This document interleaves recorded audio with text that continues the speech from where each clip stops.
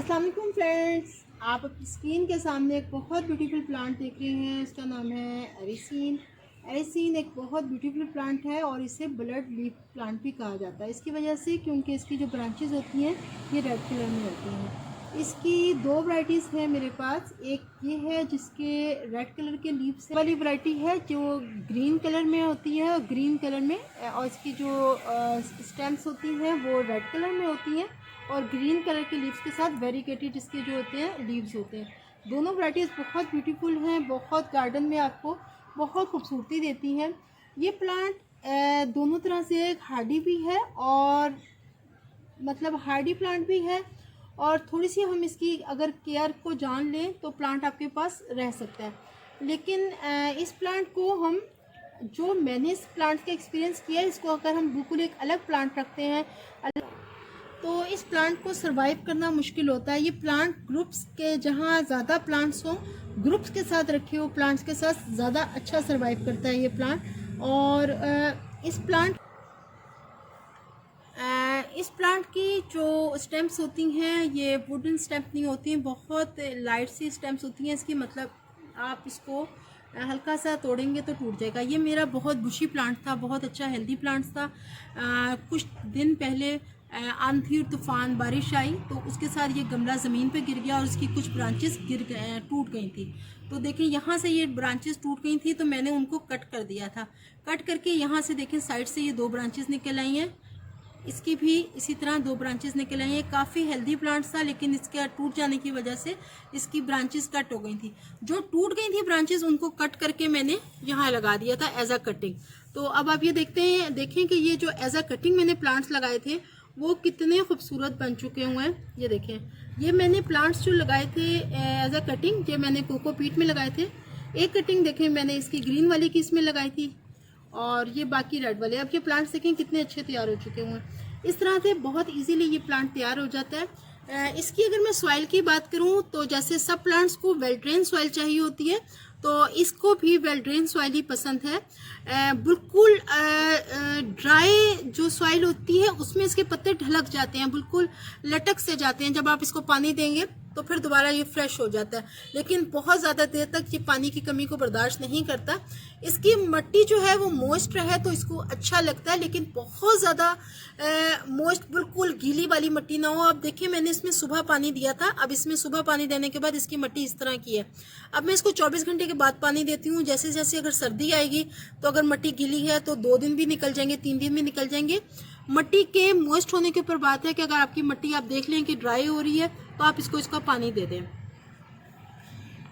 अब इसको सन living plant है, लेकिन गर्मियों में मॉर्निंग की 2-4 घंटे की धूप मिल जाए इसके लिए इनफ होता है। सर्दियों में इसको सारा दिन की धूप मिले तो वो भी इसके लिए, सारा दिन की धूप भी सर्दियों में इसके लिए काफ़ी होती है।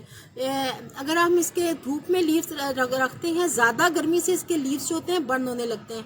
अभी आप देखें कि इसको, इन प्लांट्स को जो है ना मॉर्निंग की धूप मिल रही है, सुबह जाते जाते जो मॉर्निंग की धूप होती है वो मिलती है।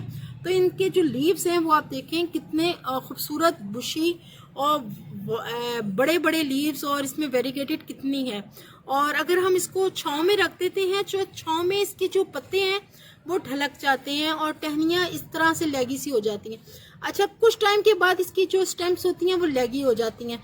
तो अब जो लेगी स्टेम्स होती हैं उनको हम क्या करेंगे, उनको हम काट देते हैं यहाँ से और इनको एज अ कटिंग लगा लेंगे। लेकिन काटते वक्त आपको ये ध्यान रखना है कि आपके पास ये जो रूट एरिया ये ज़रूर होना चाहिए। ये रूट एरिया आपका मिट्टी के अंदर जाएगा। ये जो रूट एरिया आपको नज़र आ रहा है ये आपका सॉइल के अंदर जाएगा तो आपकी रूट्स जो हैं वो आगे ग्रोथ करेंगी।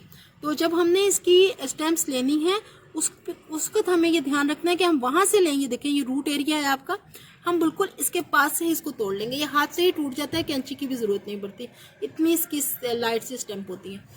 ये मतलब ऑल सीजन प्लांट है, हमारे पास परमानेंट प्लांट रहता है। लेकिन बहुत ज़्यादा गर्मी हो या बहुत ज़्यादा सर्दी हो उसमें सरवाइव सम टाइम करना मुश्किल हो जाता है। लेकिन उसके लिए हम इसको क्या करते हैं, इसकी हम कटिंग्स लगा लेते हैं।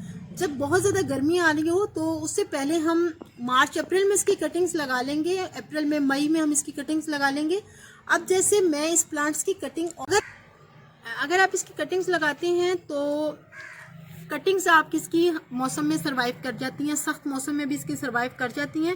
मदर प्लांट अगर आपका डेड भी हो जाता है तो जो आपकी कटिंग से प्लांट है वो सर्वाइव कर जाता है। इसकी छोटी से छोटी कटिंग भी सर्वाइव कर जाती है। अगर आप ये देखें, ये सॉइल में मैंने छोटी सी इसकी स्टेम थी, वो देखें, आप इसको गौर से देखें, ये बहुत छोटी सी कटिंग थी, वो मैंने यहाँ लगा दी थी और वो सर्वाइव कर रही है ये। ठीक है, ये देखें, ये इतना अच्छा प्लांट चल रहा है। ये भी मैंने, ये जो ये है ग्रीन वाला, ये भी मैंने इसकी कटिंग ही लगाई थी, कटिंग के जरिए ही इसको मैंने लगाया था। अब मैं क्या करूँगी, इसको बुशी बनाने के लिए क्या करना है, मैं इसकी भी कटिंग्स ऊपर से लूँगी, जब ऊपर से यहाँ से इसकी कटिंग्स लेके लगा लूँगी और बाकी प्लांट इसका बुशी हो जाए शुरू हो जाएगा, वो साइड ब्रांचेस अपनी निकालेगा। इसी तरह से अब इसकी सन लविंग की भी बात होगी, इसकी मैंने वाटर की भी बात कर ली कि वाटर आपने इसको किस तरह से देना है। जब इसकी मिट्टी जो है ड्राई होने लगे तब आप इसको पानी देंगी। लेकिन अब मैं इसकी विंटर की भी बात होगी। अब मैं इसकी कटिंग की जो है ना, कटिंग की सॉइल हम इसकी रेडी कैसे करेंगे वो मैं आपको बताती हूँ। ये देखें, लगाने के लिए इसमें मैंने जो है भलमट्टी ली है, बिल्कुल भलमट्टी है, और ये जो है लीफ कंपोस्ट है और साथ काउडंग है। इसके लिए इनफ होता है ये काउडंग, लीफ कंपोस्ट, और इसके लिए इस खाद में बहुत अच्छा रहता है। अगर आपके पास लीफ कंपोस्ट नहीं है तो ये काउडंग पे भी बहुत अच्छा चलता है। आप इसको काउडंग दे दें, उसमें बहुत अच्छा चलता है। ये मैंने सॉइल रेडी करके इसमें डाल ली है पॉट में, और अब ये जो है कटिंग्स को हम ऐसे शिफ्ट कर लेंगे। ये देखें, ये इसकी रूट्स फुल बाउंड हो चुकी हैं। अब ये चेक करें, ये सारी रूट्स जो हैं, ये देखें, ये इसकी सारी रूट्स बाउंड हो गई हैं, इसके अंदर फुल रूट्स बने हुए हैं।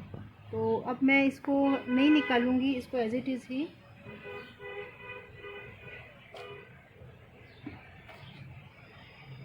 मैं पॉट्स लगाने हैं तो एक थोड़ा सा यहाँ साइड पे करती हूँ इसको।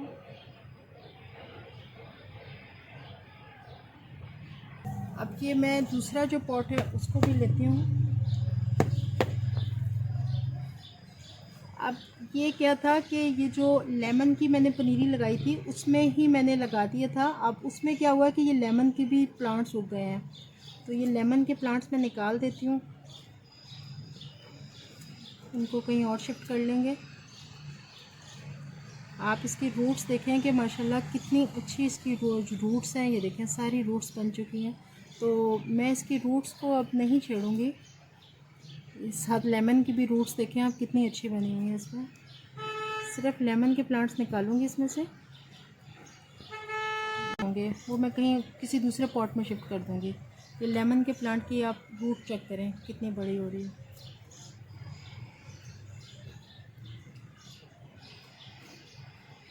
अब ये मुझे मजबूरन लेमन का प्लांट, क्योंकि अगर इसमें रहेगा तो वो भी सर्वाइव करेगा, तो सारे प्लांट्स एक में नहीं सर्वाइव कर पाएंगे, तो मुझे उसके लिए निकालना पड़ा इसको। ये देखिए, अब मुझे इसकी यहाँ जगह बनाती हूँ। ये प्लांट भी हमने इसके साथ ही रख दिया और इन दोनों को सीधा किया करने के बाद हमने इसमें मिट्टी डाल दी।